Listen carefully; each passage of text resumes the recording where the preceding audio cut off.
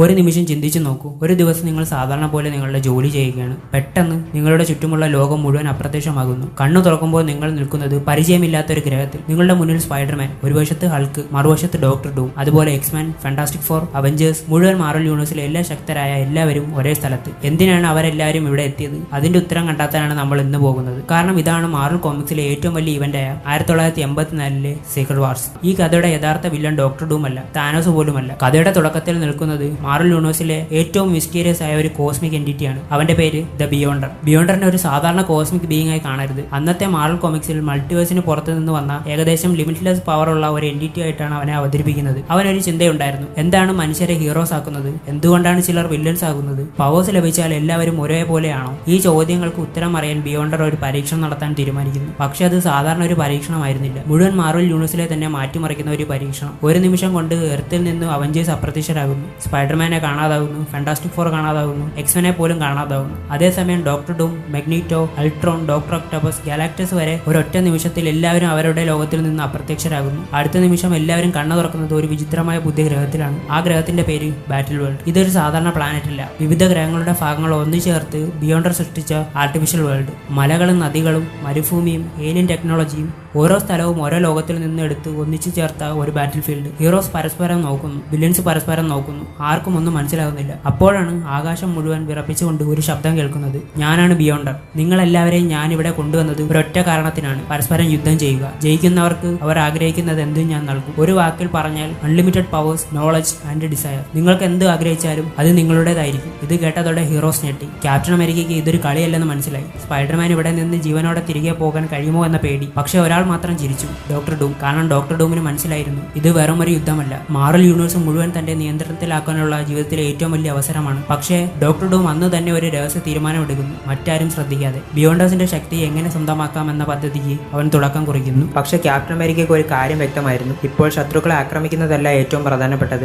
ആദ്യം അതിജീവിക്കണം. അതിനാൽ ഹീറോസ് എല്ലാവരും ഒരുമിച്ച് കൂടി ഒരു സുരക്ഷിതമായ ബേസ് നിർമ്മിക്കാൻ സ്റ്റീവ് റോജേഴ്സ് തീരുമാനിച്ചു. Hulk, Thor, Human Torch, Fantastic Four എല്ലാവരും ചേർന്ന് ബാറ്റിൽ വേൾഡിലെ ഒരു വലിയ മലനിരയ്ക്ക് സമീപം ഒരു ബേസ് നിർമ്മിക്കാൻ തുടങ്ങി. ആദ്യമൊക്കെ ശാന്തമായിരുന്നു. പക്ഷേ ഹൾക്ക് ഒരു ഭീമൻ പാറ ഉയർത്തിയ നിമിഷം ബാറ്റിൽ വേൾഡ് മുഴുവൻ വിറച്ചു. ആ വലിയ മല ഇടിഞ്ഞ് താഴേക്ക് വീഴാൻ തുടങ്ങി. ഒരു നിമിഷം ഹീറോസ് എല്ലാവരും അതിന്റെ അടിയിൽ കുടുങ്ങി. Captain America, read Richards, was, Thor, ഏകദേശം എല്ലാവരും. അവരെ രക്ഷിക്കാൻ ഒരു മാർഗവും ഇല്ലെന്ന് തോന്നി. അപ്പോഴാണ് മാർവൽ കോമിക്സ് ചരിത്രത്തിലെ ഏറ്റവും ശക്തമായ കാഴ്ചകളിൽ ഒന്ന് സംഭവിക്കുന്നത്. ഹൾക്ക് ഒരു മുഴുവൻ മലയും ഒറ്റയ്ക്ക് താങ്ങി പിടിച്ചു. ഓരോ സെക്കൻഡിലും അവന്റെ ശരീരം വിറക്കുകയാണ്. കൈകളിലെ പേശികൾ പൊട്ടിത്തെറിയാൻ പോകുന്ന അവസ്ഥ. എന്നിട്ടും അവൻ വിട്ടില്ല. കാരണം ആ മല വീണാൽ അതിനടിയിൽ ഉണ്ടായിരുന്ന എല്ലാ ഹീറോസും മരിക്കും. അതേസമയം റീഡ് റിച്ചാർഡ്സും അയൺമാനും ചേർന്ന് എല്ലാവരെയും പുറത്തേക്ക് എത്തിക്കാൻ ശ്രമിക്കുന്നു. നിമിഷങ്ങൾ മണിക്കൂറുകൾ പോലെ തോന്നി. അവസാനത്തെ ഹീറോയും പുറത്തു വന്നപ്പോൾ മാത്രമാണ് ഹൾക്ക് ആ മല താഴേക്ക് വിട്ടത്. ആ ഒരു സംഭവം ബാറ്റിൽ വേൾഡിൽ എല്ലാവരുടെയും ഹൾക്കിനെ കാണുന്ന കാഴ്ചപ്പാട് തന്നെ മാറ്റിമറിച്ചു. പക്ഷേ ഹീറോസ് അതിജീവിക്കാൻ പോരാടുമ്പോൾ ബാറ്റിൽ വേൾഡിലെ മറുവശത്ത് ഡോക്ടർ ഡൂം മറ്റൊരു യുദ്ധത്തിന് തയ്യാറെടുക്കുകയാണ്. ഹീറോസിനെതിരെയല്ല, ബിയോണ്ടറിനെതിരെ. മാർവൽ യൂണിവേഴ്സിലെ എല്ലാ ശക്തരായ കോസ്മിക് എൻറ്റിറ്റിയായ ഗലാക്ടസിനെ ഡോക്ടർ ഡൂം നേരെ സമീപിക്കുന്നു. ഡൂമിന്റെ വാക്കുകൾ വളരെ ലളിതമായിരുന്നു: നിനക്കും ബിയോണ്ടറിന്റെ ശക്തി വേണം, എനിക്കും വേണം. അപ്പോൾ നമ്മൾ ഒന്നിച്ചാലോ? പക്ഷേ ഗലാക്ടസ് ചിരിക്കുക മാത്രമാണ് ചെയ്തത്. കാരണം അവൻ ആരുടെയും സഹായം വേണ്ടായിരുന്നു. അവന്റെ ലക്ഷ്യം ഒന്നു മാത്രം: ബിയോണ്ടറിന്റെ കോസ്മിക് പവർ മുഴുവൻ സ്വന്തമാക്കുക. അതിനുവേണ്ടി ഗലാക്ടസ് തന്റെ ഏറ്റവും വലിയ കോസ്മിക് മെഷീൻ നിർമ്മിക്കാൻ തുടങ്ങി. ഇത് കണ്ട ഡോക്ടർ ഡൂം ഒരു കാര്യം മനസ്സിലായി: ഗലാക്ടസ് വിജയിച്ചാൽ ഇനി ഈ പ്രപഞ്ചത്തിൽ ആർക്കും അവനെ തടയാൻ കഴിയില്ല. അതുകൊണ്ട് ഡൂം തന്റെ പദ്ധതി മാറ്റി. ഗലാക്ടസിനെ ഉപയോഗിക്കണം. പക്ഷെ അവസാനം ജയിക്കേണ്ടത് ഡോക്ടർ ഡൂം തന്നെ ആയിരിക്കണം. ഇതിനിടയിൽ സ്പൈഡർമാൻ, എക്സ്മാൻ, അവഞ്ചേഴ്സ് ആരും അറിയാതെ ബാറ്റിൽ വേൾഡിൽ യഥാർത്ഥ യുദ്ധം തുടങ്ങാൻ പോവുകയായിരുന്നു. ഹീറോസ് വേഴ്സസ് വില്ലൻ അല്ല, ഗലാക്ടസ് വേഴ്സസ് ബിയോണ്ടർ. ഹീറോസ് എല്ലാവരും ക്യാപ്റ്റൻ അമേരിക്കയുടെ നേതൃത്വത്തിൽ ഒന്നിച്ചു നിന്നു. സ്റ്റീവിന് അറിയാമായിരുന്നു വില്ലൻസിനേക്കാൾ അപകടകാരിയായത് ഈ ബാറ്റിൽ വേൾഡ് തന്നെയാണെന്ന്. ഭക്ഷണമില്ല, വെള്ളം കുറവ്, പരിചയമില്ലാത്ത ജീവികൾ. അതേസമയം വില്ലൻസിന്റെ ഭാഗത്ത് പ്രശ്നങ്ങൾ തുടങ്ങി. ഡോക്ടർ ഡൂം എല്ലാവരെയും തന്റെ നേതൃത്വത്തിൽ കൊണ്ടുവരാൻ ശ്രമിച്ചു. പക്ഷെ മാഗ്നീറ്റോ അതിന് തയ്യാറായില്ല. കാരണം മാഗ്നീറ്റോ ഒരിക്കലും ഡോക്ടർ ഡൂമിന്റെ സൈനികനാകാൻ ആഗ്രഹിച്ചിരുന്നില്ല. അവന് സ്വന്തം വഴിയായിരുന്നു വേണ്ടത്. അങ്ങനെ മാഗ്നീറ്റോ വില്ലന്റെ ക്യാമ്പ് വിട്ട് ഒറ്റയ്ക്ക് ബാറ്റിൽ വേൾഡിലൂടെ യാത്ര തുടങ്ങി. ഇതിനിടെ എൻചാൻഡ്രസ് മറ്റൊരു പദ്ധതി തയ്യാറാക്കുകയായിരുന്നു. ഹീറോസിന്റെ ഏറ്റവും വലിയ ശക്തി ഹൾക്ക്. അവനെ നിയന്ത്രിക്കാൻ കഴിഞ്ഞാൽ യുദ്ധത്തിന്റെ ഗതി തന്നെ മാറും. എൻചാൻഡ്രസ് തന്റെ മായാജാല ശക്തി ഉപയോഗിച്ച് ഹൾക്കിന്റെ മനസ്സ് സ്വാധീനിക്കാൻ തുടങ്ങി. ഹൾക്കിന്റെ കോപം, സംശയം, ആശയക്കുഴപ്പം. ഹൾക്ക് പതുക്കെ തന്റെ ടീമിൽ നിന്ന് തന്നെ അകന്നു പോകാൻ തുടങ്ങി. അതേസമയം ബാറ്റിൽ വേൾഡിലെ മറ്റൊരു ഭാഗത്ത് രണ്ട് സാധാരണ മനുഷ്യർ ഈ യുദ്ധത്തിനിടയിൽ അകപ്പെട്ടിരുന്നു. പിന്നീട് മോളിക്യൂൾ മാൻ എന്ന പേരിൽ പ്രശസ്തനാകുന്ന വ്യക്തി, അതിനൊപ്പം മാർഷ റോസൻബർഗ്. ഈ യുദ്ധം അവരുടെ ജീവിതം എന്നേക്കുമായി മാറ്റിമറിക്കാൻ പോവുകയായിരുന്നു. ഡോക്ടർ ഡൂം വളരെ പെട്ടെന്ന് ഒരു കാര്യം മനസ്സിലാക്കി: ഈ ബാറ്റിൽ വേൾഡിൽ ബിയോണ്ടർ മാത്രമല്ല, മറ്റ് അസാധാരണ ശക്തികളും ഒളിഞ്ഞിരിപ്പുണ്ട്. അവയെല്ലാം തന്റെ പദ്ധതിക്ക് ഉപയോഗിക്കണമെന്ന് ഡോക്ടർ ഡൂം തീരുമാനിച്ചു. ഇതിനിടെ ഹീറോസ് ബാറ്റിൽ വേൾഡിന്റെ ഓരോ ഭാഗവും അന്വേഷിക്കാൻ തുടങ്ങി. Spiderman, Human Torch, Fantastic Four ഓരോ സ്ഥലവും പരിശോധിച്ചുകൊണ്ടിരിക്കുന്നു. പക്ഷേ പീറ്റർ പാർക്കർ അറിയില്ലായിരുന്നു ഇനി കുറച്ച് സമയത്തിനുള്ളിൽ മണിക്കൂറിനുള്ളിൽ അവന്റെ ജീവിതം തന്നെ മാറ്റിമറിക്കുന്ന ഒരു കണ്ടെത്തൽ അവനെ കാത്തിരിക്കുകയായിരുന്നെന്ന്. ഗാലാക്ടസ് ബിയോണ്ടേഴ്സിനെ മാത്രം ലക്ഷ്യമിടുന്നു. അതേസമയം ബാറ്റിൽ വേൾഡിലെ മറ്റൊരു ഭാഗത്ത് പീറ്റർ പാർക്കറിന്റെ അവസ്ഥ അത്ര നല്ലതല്ലായിരുന്നു. തുടർച്ചയായ യുദ്ധങ്ങൾ, വിശ്രമമില്ലാത്ത പോരാട്ടങ്ങൾ, സ്പൈഡർമാന്റെ കോസ്റ്റ്യൂം പൂർണ്ണമായും കീറുകയായിരുന്നു. ഇനി ഇത് ഉപയോഗിച്ച് പോരാടാൻ കഴിയില്ല, പീറ്റർ സ്വയം പറഞ്ഞു. അപ്പോഴാണ് ഹീറോസ് ഉപയോഗിച്ചിരുന്ന ബേസിൽ ഒരു ഏലിയൻ ടെക്നോളജി ഡിവൈസ് ഉണ്ടെന്ന് പീറ്റർ അറിയുന്നത്. റീഡ് പറഞ്ഞത് വളരെ ലളിതമായിരുന്നു. ഇത് കോസ്റ്റ്യൂം റിപ്പയർ ചെയ്യാൻ ഉപയോഗിക്കുന്ന മെഷീൻ ആയിരിക്കാം.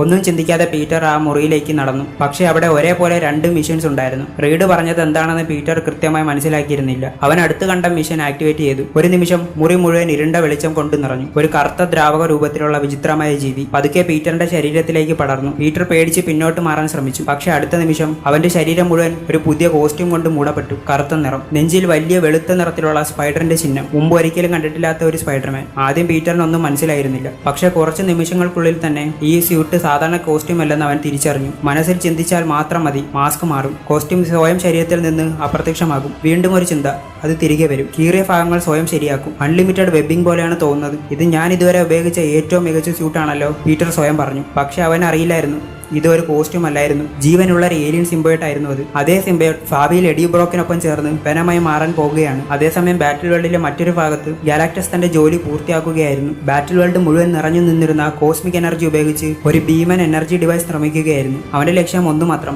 ബിയോണ്ടറിന്റെ ശക്തി സ്വന്തമാക്കുക. ഇത് കണ്ട ഹീറോസ് ഭയന്നു. തോർ പോലും മനസ്സിൽ ചിന്തിച്ചു, ഗാലാക്ടസ് പോലും ഇത്ര വലിയ ഒരു ശക്തിക്ക് വേണ്ടി പോരാടുകയാണെങ്കിൽ ഈ ബിയോണ്ടർ യഥാർത്ഥത്തിൽ ആരാണ്? പക്ഷേ ഇതെല്ലാം ദൂരെ നിന്ന് നോക്കി നിന്ന ഒരാൾ മാത്രം ചിരിച്ചു, ഡോക്ടർ ഡൂം. കാരണം ഗാലാക്ടസ് ആക്രമിക്കും, ബിയോണ്ടോസ് പ്രത്യക്ഷരാകും. ആ യുദ്ധത്തിനിടയിലെ ചെറിയൊരു അവസരം മാത്രം മതി തന്റെ ജീവിതത്തിലെ ഏറ്റവും വലിയ സ്വപ്നം യാഥാർത്ഥ്യമാക്കാൻ. ബാറ്റിൽ വേൾഡിൽ എല്ലാവരും യുദ്ധത്തിനായി തയ്യാറെടുക്കുന്നു. പക്ഷേ ഡോക്ടർ ഡൂം യുദ്ധം ജയിക്കാനല്ല, ഒരു ദൈവമാകാനാണ് തയ്യാറാകുന്നത്. കാരണം ഡോക്ടർ ഡൂമിന് അറിയാമായിരുന്നു ഗാലാക്ടസ് വിജയിച്ചാലും പരാജയപ്പെട്ടാലും രണ്ടും തനിക്ക് ഗുണം ചെയ്യാൻ പോവുകയാണെന്ന്. അവസാനം ഗാലാക്ടസ് തന്റെ മുഴുവൻ ശക്തിയും ഉപയോഗിച്ച് ബിയോണ്ടറിനെ ആക്രമിച്ചു. ബാറ്റിൽ വേൾഡ് മുഴുവൻ ആ ഒരു ആക്രമണത്തിന്റെ പ്രകമ്പനത്തിൽ വിറച്ചു. ഒരു നിമിഷം ഹീറോസ് പോലും ബിയോണ്ടർ പരാജയപ്പെടുമെന്ന് കരുതി. പക്ഷേ ബിയോണ്ടർ ഒരു ചുവട് പോലും പിന്നോട്ട് പോയില്ല. ഒരു ചെറിയ കയ്യനക്കം മാത്രം. അടുത്ത നിമിഷം ഗാലാക്ടസിന്റെ മുഴുവൻ ആക്രമണവും ഇല്ലാതായി. മാർവൽ യൂണിവേഴ്സിലെ ഏറ്റവും ശക്തരായ കോസ്മിക് ബീങ്ങിൽ ഒരാളായ ഗാലാക്ടസ് ആദ്യമായിട്ടാണ് പരാജയപ്പെടുന്നത്. ഇത് കണ്ട എല്ലാവരും ഒരേ കാര്യം മനസ്സിലാക്കി, ബിയോണ്ടറിനെ ശക്തി കൊണ്ട് തോൽപ്പിക്കാൻ ആർക്കും കഴിയില്ല. ഒരാൾ മാത്രം അങ്ങനെ ചിന്തിച്ചില്ല, ഡോക്ടർ ഡൂം. കാരണം ഡോക്ടർ ഡൂമിന് വേണ്ടിയിരുന്നത്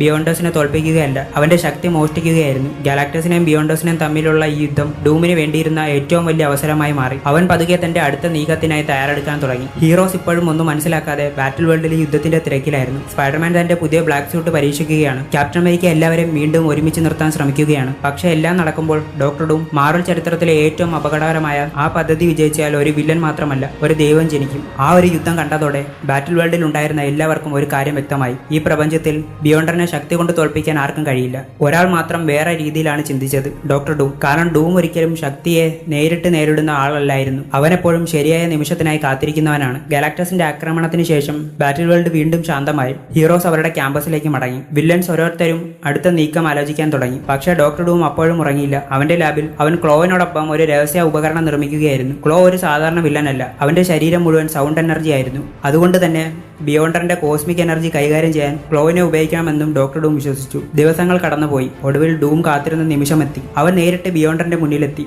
നീ ആരാണ്? ബിയോണ്ടർ ശാന്തമായി ചോദിച്ചു. ഡോക്ടർ ഡൂം ഒരു പുഞ്ചിരിയോടെ മറുപടി പറഞ്ഞു, നിന്റെ ശക്തി സ്വന്തമാക്കാൻ വന്ന ഒരു മനുഷ്യൻ. അടുത്ത നിമിഷം ബാറ്റിൽ വേൾഡ് മുഴുവൻ നടുങ്ങി. ഡോക്ടർ ഡൂം തന്റെ എനർജി ഷിപ്പോൺ പ്രവർത്തിപ്പിച്ചു.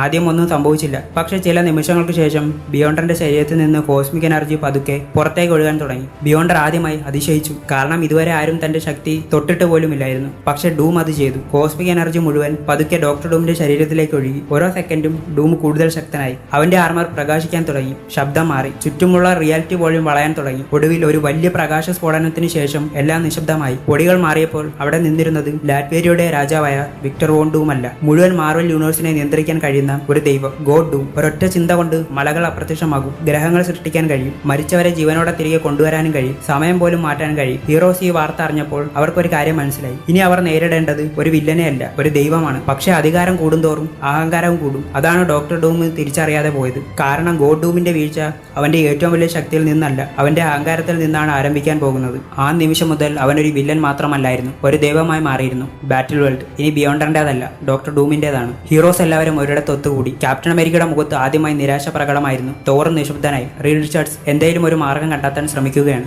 സ്പൈഡർമാൻ പോലും ഇനി നമുക്ക് ജയിക്കാൻ പറ്റുമോ എന്ന് മനസ്സിൽ ചിന്തിച്ചു. കാരണം ഇനി അവർ നേരിടേണ്ടത് ഒരു മനുഷ്യനെയല്ല, മുഴുവൻ റിയാലിറ്റിയെ മാറ്റിമറിക്കാൻ കഴിയുന്ന ഒരു ദൈവത്തോടാണ്.